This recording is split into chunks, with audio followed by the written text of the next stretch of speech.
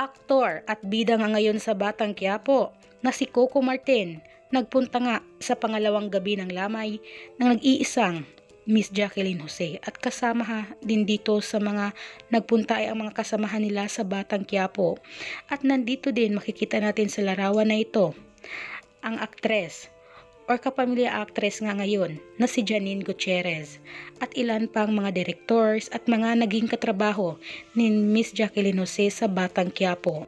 Talaga namang ikinalulungkot nga at nagluluksa ang mga cast, lalong-lalo na nga si Direk Coco sa pangyayari na ito kay Miss Jacqueline Jose, dahil isa talaga si Miss Jacqueline Jose sa bida nga sa Batang Quiapo bilang si Chef Espinas na laging inaabangan ng mga sambayanang Pilipino.